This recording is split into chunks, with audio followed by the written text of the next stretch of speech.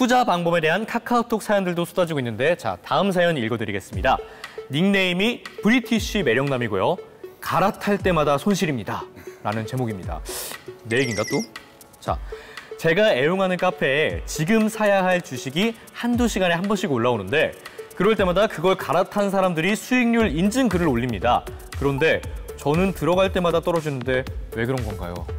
지금 그 정보를 얻고 있는 채널이 있다라고 하셨는데 카페에서 정보를 얻었다 그랬죠? 그 채널의 어떤 정보가 과연 신뢰할 수 있을 만한 내용인지를 한번 본인이 좀 검증을 해보셔야 될 것 같아요. 왜냐하면 추천한 종목들, 거기서 소개해준 종목을 샀는데 사는 것마다 계속 손실이라고 하면 분명히 이미 문제가 있는 거거든요. 실제로 좀 그 채널에서 나오는 정보들을 마치 산 것처럼 모의 투자처럼 한번 사보시는 거예요. 그리고 나서 여러 개를 투자해 봤을 때 실제 이 정도의 수익은 나오더라. 뭔가 이렇게 손익의 어떤 확률을 좀 계산을 해보시고 정보를 활용하셔야지 그냥 무작정 이 채널에서 어떤 정보를 얻고 바로 이게 매매로 이어지면은 그런 상황이 생길 수가 있는 거죠.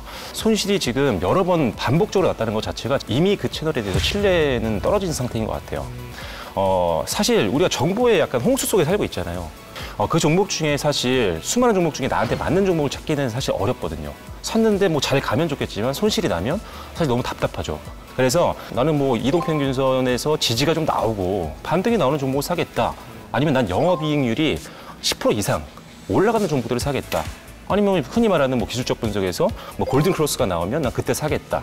뭐 이런 기준들이 있을 거 아니에요. 그래서 다양한 종목들을 정보를 수집을 하되 내 기준에 맞는 종목들을 찾아서 그런 것들을 위주로 투자하시는 게 훨씬 더 안정적인 투자로 이어질 수가 있죠. 네, 그래서 본인만의 원칙이 항상 제일 중요한 것 같아요. 맞아요. 다소 의문스러웠던 점이 한두 시간마다 매수해야 될 종목이 올라온다고 했는데 그것도 저는 약간 좀 의아했던 부분이에요. 네. 저희는 미처 생각하지 못하고 지나갔던 부분이네요. 그렇죠, 그렇죠. 그리고 그 말씀하셨던 정보를 습득하는 그 채널, 카페가 본인은 손실인데 자꾸 수익 인증 글이 올라온다.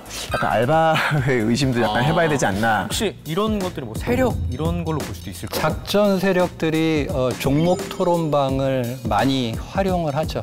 그렇군요. 저도 거기서 당한 적이 몇 번 있어가지고 다시는 들어가지 않고 있습니다. 자, 오늘의 하이라이트 사연입니다. 일단 닉네임부터 심상치가 않습니다. 버스기사. 자, 지금은 숏에 베팅하는 게 맞다고 봅니다. 전문가님들의 의견은요. 요즘 커뮤니티 글에 오늘 인버스에 1억 박으면 내일 1억 500으로 불어있는 거 맞지? 일단은 인버스는 그 단어 뜻대로 어떻게 보면 반대로 베팅을 하는 거거든요. 예를 들어 코스피 200이 올라가게 되면 오히려 마이너스가 되는 거고요. 코스피 200이 떨어지게 되면 거의 뭐 1배 수준으로 추정해서 오히려 수익이 나는 구조라고 보시면 돼요. 그런데 이제 문제는 뭐냐면 이 인버스 상품 같은 경우는요. 누적 수익률로 추정을 하는 게 아니라 일별로 이제 추정을 하기 때문에 복리로 가는 겁니다. 어떻게 보면. 예를 들어 내가 만약에 지수에 하락에 베팅을 했는데 만약에 지수가 반대로 반등이 나왔어요. 이틀만. 그러니까 이틀만 반등이 나와도 마이너스 복리 효과를 볼 수가 있다는 거죠. 그래서 타이밍을 잘못 잡으면 오히려 상당히 좀 위험할 수 있는 부분들도 분명히 있어요. 어떻게 보면은 추정하는 대상이 좀 이제 빠질 거를 생각하고 들어가는 건데 만약에 내가 그거를 바닥에서 잡았거나 아니면 횡보를 들어갈 때 잡았거나 아니면 상승 추세로 바뀔 때 잡으면 사실 투자금을 또 회수하기 좀 어려운 상황까지도 갈 수가 있거든요. 그래서 그런 게 이제 인버스나 곧버스의 어떤 단점 중에 하나라고 보시면 돼요. 저는 일단 지금 이 사연을 보고서 희망이 좀 생겨요. 희망이요? 네, 왜냐하면 지금 인버스를 사야 된다는 사람이 많다면서요. 네. 보통 개미들이 사야 된다라고 하면 지수가 빠지고 인버스다라고 하면 지수가 올라갈 확률이 높다고 이제 보기 때문에 이 글을 보는 순간 이제 거의 바닥이구나라는 생각이 듭니다. 농담이고요. 네. 굉장히 뼈가 있는 농담 같은데요? 인버스를 살 시점은 지수가 빠질 때가 아니에요. 이미 빠지기 전에 고점에서 잡으셨어야 되는 거예요. 지금 인버스 관점에서 본다면은 사실 글로벌 경제 전망이 썩 좋지 않기 때문에 또 금리 인상도 계속 될 거라서 지수가 반등이 나올 때 어느 정도 올라와서 기술적으로 봤을 때 지수가 지금 너무나 많이 빠졌을 때는 지금 인버스 하는 건 조금 약간 무리가 좀 있죠. 왜냐하면 지수 올라가면 그만큼 손실로 될 테니까요. 네, 그래서 지수가 많이 올랐다 싶을 때는 인버스 혹은 또 빠졌다 싶을 때는 오히려 레버리지 상품을 고민해 보시는 게 좋지 않을까라고 생각을 합니다. 네. 자, 이렇게 출렁출렁거리는 시장 상황에 따라서 기준이 너무나 많이 흔들리고 있습니다. 본인의 원칙이 있어도 사실 그 원칙을 지키기 어려운 이런 때인 것 같은데요. 자, 장기로 가져가려고 했더니 나 좀 지금 상황이 이상하다. 이런 분이 있어서 질문이 나왔습니다. 자, 닉네임은 구씨는 나야 나라는 분이고요. 10년 본다는 마음으로 투자해도 되나요? 제가 처음에 사실 주식이 시작할 때 이런 마음으로 시작을 했었습니다. 네. 어떤 자산이든 돈 묻어두고 한 10년 보자 하는 스타일인데요. 보니까 우리나라 주식이 10년 동안 크게 우상향하는 느낌이 아니어서요. 성격상 단기간에 사고팔고 이런 건 못합니다. 애들 키우느라 그럴 시간도 없고요. 장기 투자의 기준과 종목 고르는 팁, 매수, 매도의 기준이랄 게 있을까요? 우리 프로그램에서 굉장히 오래전부터 반복적으로 다뤄왔던 그런 질문인 네.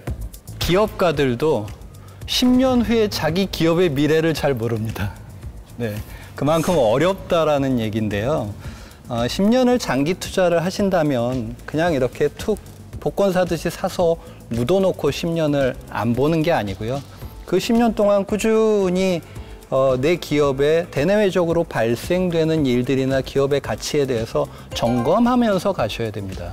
그 10년 동안 지수가 계속 우상향해서 오른다고 해서 내 기업이 반드시 거기에 편승해서 가리라는 법은 없거든요. 네. 네, 그래서 그런 점을 굉장히 조심하셔야 되고요. 10년 동안을 그냥 이렇게 묻어두고 나는 안 봤으면 좋겠다 하시는 분들은 펀드 매니저를 찾아가시는 게 맞습니다. 그래야 그 기업이 가지고 있는 리스크가 관리가 되거든요. 예, 그러니까 그런 부분들을 잘 생각하셔서 투자하시는 게 맞겠습니다. 저도 하나 한 말씀 드리면 네. 10년이라고 말씀하셨는데 10년에서 20년 초장기 관점에서의 어떤 글로벌 주식시장을 쫙 보게 되면 미국 증시만한 곳이 없어요. 네. 미국은 정말 중장기적으로 꾸준히 우상향해요. 물론 중간에 이런 잔파동들이 분명 있었죠.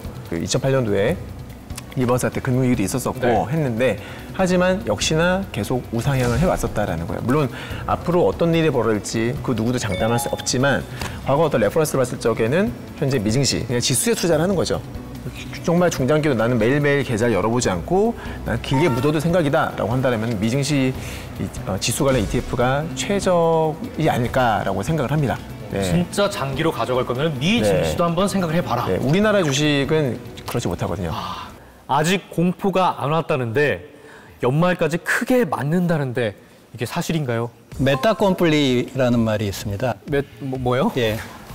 우리가 전설적인 투자자인데요. 앙드레 코스톨라니라고 하는 전설적인 투자자가 저서에서 이 용어를 사용을 했습니다. 무슨 뜻이냐면 기정사실화된 사실은 시장에 영향을 주지 않는다라는 뜻입니다. 네. 그러니까 조금 쉬운 표현으로는 이미 알려진 악재는 악재가 아니다. 네. 네, 저는 뭐 급격한 금리 인상에 대한 앞으로 연준의 행보라든지 인플레이션이라든지 이런 이미 시장에 알려진 악재는 대부분 시장에 반영이 됐다고 생각을 합니다. 물론 뭐 전쟁의 양상 같은 것들은 예측하기 힘들지만요. 그래서 뭐 시장은 어느 정도 저점을 잡지 않았느냐라는 쪽에 저는 무게를 두고 있습니다. 그렇군요. 너무 크게 겁먹을 필요는 없다. 그래서 좀 안심이 될 수 있는 말씀을 해주셨네요.